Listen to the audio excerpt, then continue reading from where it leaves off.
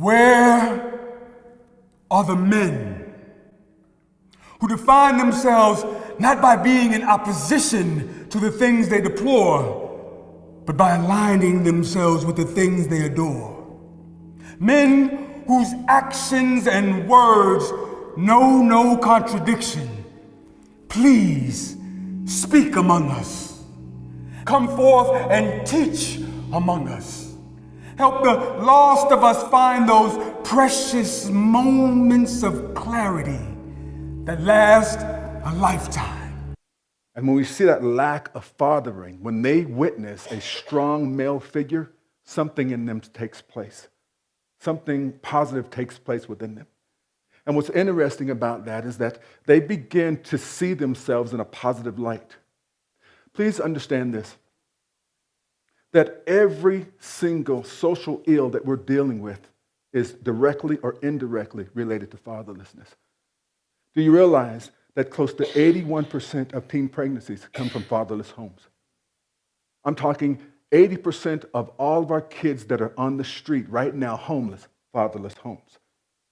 We're talking 71% of the male population in the penal system right now, fatherless homes.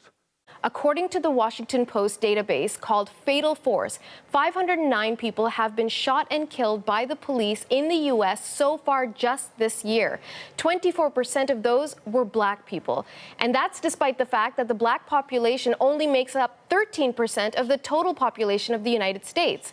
Jeremiah said, "Send for the women of mourning and let them take up a wailing, because death has climbed up into our windows." I wonder when we will stop dancing long enough and start wailing, because our sons are dying, our marriages are crumbling, and 68% of African American kids are born into this world with no father staring them in the face, and 85% of men who are incarcerated report that they never knew their father or never had his touch or sensed his love. And so desperate for the touch of a man, men are doing freaky things and anything now, trying to find their father in anything that smells like a man. Where are the men? She was married to an abusive man, unlearned man. And what I remember being a young kid standing at the bottom of the steps and I hear them fighting. My heart is trembling because I want to help my mama, but I'm too scared. As a grown man, I'm a kid. Feeling hopeless. Feeling broken because this man is hurting my mama. He's my stepfather, but I don't have no connection to him. I'm connected to my mama. I love my mama. I don't love him. And he hurting my mama. And that did something to my mental. I become, between abandonment and abuse, I became extremely explosive trying to prove my manhood. Where are the men with enough self-awareness to admit when they're wrong without someone else first having to bring it to their attention? Strong yet humble enough to say the words, "I'm sorry," even when no personal gain will be obtained from doing so. The kind of men I'd like to know and aspire to be. I forgive you for tearing me down. I forgive you for telling me you wish you could leave me after Daddy died. I forgive you for yelling at me every day, no matter how many times I came home, cleaning the house. I forgive you for every woman I hated because you hurt me. I forgive you for every time I hurt myself. I forgive you for not being who I needed you to be, who I wanted you to be. For who I didn't have growing up without a father. For who I didn't have growing up without a father. A busy weekend for local police investigating 5 homicides in one weekend. Greg, right now police are searching for 2 suspects who went into a home here on White Avenue and shot a man. As you can see, I'm at the Kansas City Library Northeast branch. The house where this happened is just down the street here. Police got called for the shooting around 6:30, and the man was dead when they arrived. Do you think we've made any headway I think it's more important to make headway in our own house. By the time the system comes into play, the damage is done. They're not locking up 7-year-olds. Yeah.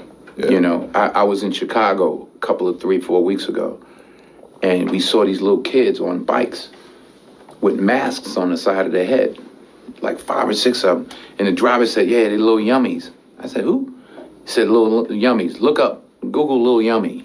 Lil Yummy was an 11-year-old murderer. Wow. And you look at his picture, you'll see the headshot of him, and he's like this. And he got murdered at 11 by a 14-year-old. Chicago after a rash of violence in the first half of the 4th of July weekend. Breaking overnight, a violent and deadly 4th of July in Chicago.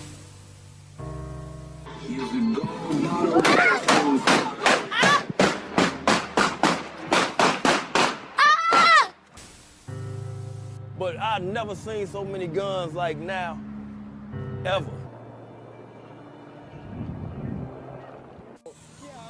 They don't really need no, I mean, you do need a man, but you know if it's necessary that you have to do without it, you'll get along just fine.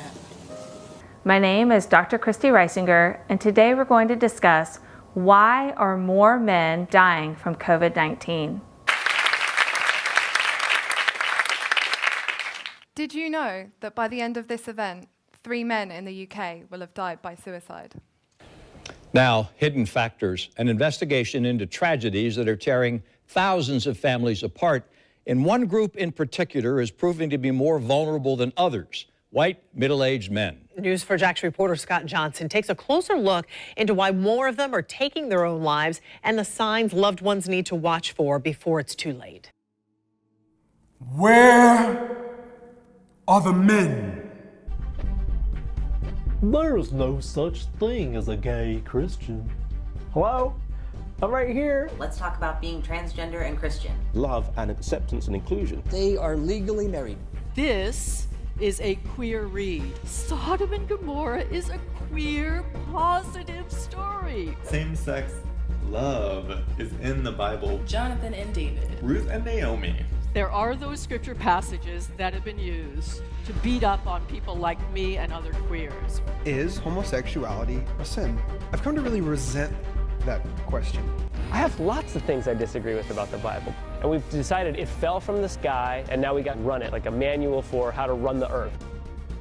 We're being told that Ruth and Naomi were a lesbian couple, that Jesus affirmed a master-slave homosexual relationship, that Paul would have been okay with today's understanding of gay Christianity. There's the Gay Christian Network, gay Christian conferences, gay Christian pastors, and seminary professors. You want to be a drag queen and your parents don't let you? You need new parents. I'm a man. My ID say female and he's being rude. Know your pronouns. Know your pronouns. It is man.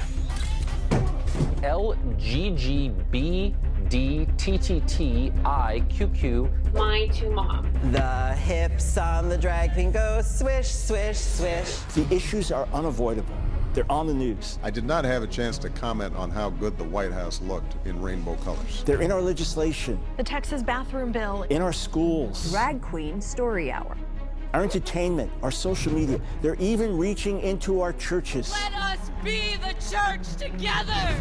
They're causing families to question everything they thought they knew. I was being asked to choose my child and my church.